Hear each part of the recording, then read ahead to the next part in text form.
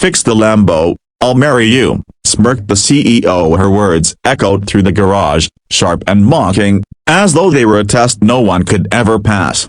It all began on a hot afternoon in a small city garage, where grease-stained hands and sweat-drenched shirts were part of life. Armin, a young mechanic with tired eyes and a quiet smile, worked tirelessly under the blistering sun. He didn't have much: a leaking roof over his head, an old phone that barely worked, and dreams he kept folded in his heart like fragile paper boats. But he had one thing that money couldn't buy: integrity. That day, the sound of roaring engines shattered the stillness. A sleek, black Lamborghini screeched to a halt, and out stepped a woman whose heels cost more than Armin's entire month's salary. Her name was Alina Karim, a CEO of Karim Motors, one of the biggest automotive chains in the country. Every man in town knew her face from magazines. Every woman admired her confidence. But Armin saw something different in her: a loneliness hidden behind pride. "Who owns this dump?" she asked sharply, looking around with disdain. "I do," Armin replied, wiping his hands on a rag. She raised a brow.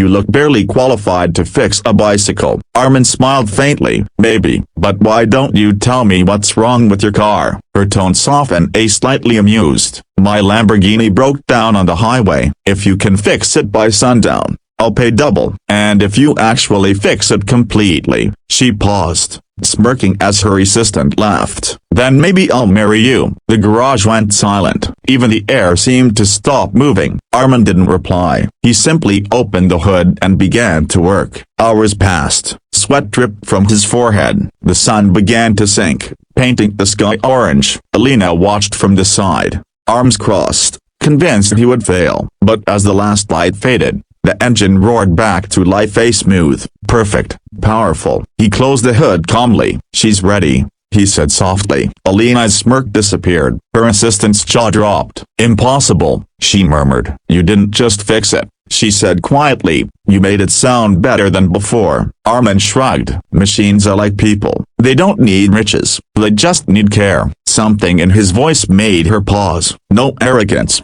no pride, just truth. For the first time, she didn't know what to say. Days passed, but Alina couldn't forget him. His calm eyes, his sincerity, the way he spoke as if life was about more than money. It haunted her. She found excuses to visit again. "Routine check," she'd say, "just making sure it's still running." Armin would simply nod, smile, and offer her tea in old chipped cups. Slowly, laughter replaced sarcasm. Her designer heels still clicked on the greasy floor, but her tone grew softer every time. Then one evening, a storm hit. The garage roof began to leak heavily. Armin was struggling to move his tools to safety when headlights flashed outside. It was her. Alina ran in, drenched, holding an umbrella over him. "You could have called someone," she shouted. "I don't have anyone to call," he replied. Those words hit her harder than any thunder. They sat inside that tiny garage, rain hammering the roof,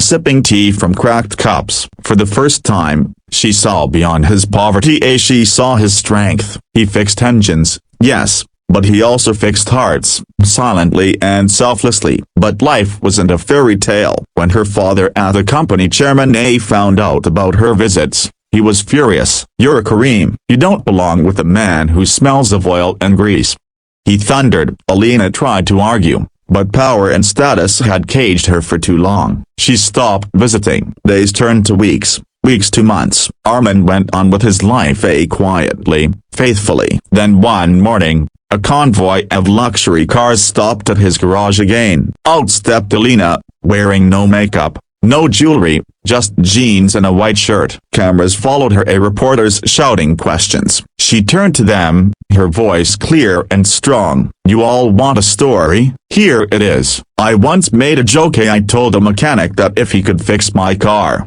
I'd marry him. He didn't just fix it. He taught me what real worth means. Today, I'm keeping my word, not because of a challenge, but because he fixed something far more broken than me." The world gasped. Armin stood frozen. "Alina, a broken bar? You don't have Toa." She stepped closer, her eyes glistening. "You said machines need care, not riches. Maybe that's true for people too. You cared when no one else did.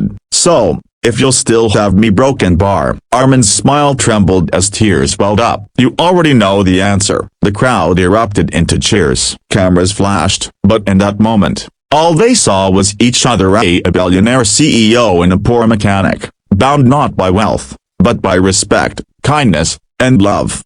Months later, the garage had a new sign. Kareem Armin Motors, where every engine has a heart. Alina still wore her heels, and Armin still wore his oil-stained overalls. But every time she looked at him, she saw the man who taught her that love doesn't shine at works, quietly, faithfully, like an engine that never stops running. And if you're watching this right now, remember, sometimes the richest hearts come from the poorest places. So if this story touched you, like the video, share it with someone who needs hope, and don't forget to subscribe, because stories like this remind us, kindness can change everything. Would you like me to now create 12 cinematic image props for this story, scene by scene, for a video edit?